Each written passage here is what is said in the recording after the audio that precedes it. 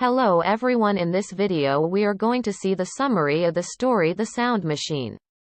On a summer evening, Klausner hurries back to his workshop to continue tinkering with a small black box full of complex wires. He works excitedly on the machine with intense focus for some time before being interrupted by a visit from the town physician, Scott. After Klausner distractedly dismisses the man's concern for his sore throat, the doctor soon takes notice of the object of Klausner's attention and questions him about its purpose. Whereupon Klausner launches into an emphatic discussion of his research into translating pitches too low or high for the human ear into audible levels. The doctor is amused but thinks the idea is implausible. As he leaves the man to his work, the doctor silently questions Klausner's mental state. After spending some more time tinkering with the machine and muttering to himself, Klausner brings his machine to working order and decides to test it in his garden. He has the feeling that he shouldn't be trying this experiment, that he is veering into forbidden territory, a dangerous ultrasonic region where ears had never been before and had no right to be.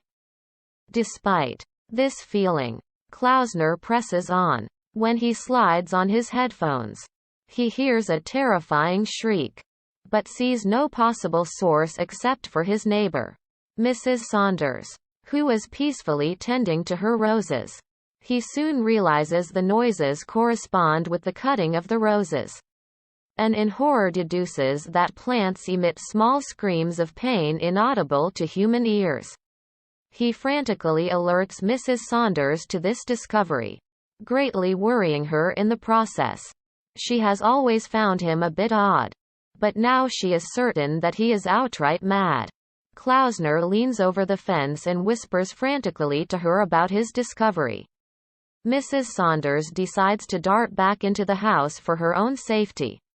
The next morning, unconvinced of the true nature behind the sound the roses made, whether it was truly a cry of pain or some other sensation or feeling humans don't have a word for, Klausner sets out to test his hypothesis further by taking an axe to a tree, which results in him hearing a prolonged growl of agony. Now fully convinced, the terrified Klausner breaks down, apologizing to the tree for hurting it and attempting to heal its wound. On the heels of this discovery, Klausner calls the doctor and begs him to come quickly. Even though it's only 6:30 a.m., the doctor senses something frantic and even mad in Klausner's voice and agrees to head over promptly. While waiting for the doctor, Klausner dwells on the implications of this new knowledge, considering what humans would feel if someone took an axe to them and wondering which fruits and vegetables are free to eat without guilt. The doctor arrives and Klausner brings him to the tree, giving him the machine's earphones so he may hear the tree's cry as well. When Klausner goes to strike the tree this time, however, he feels a shifting of the ground beneath him and a branch falls from above after the axe hits, destroying his machine and nearly hitting both him and the doctor.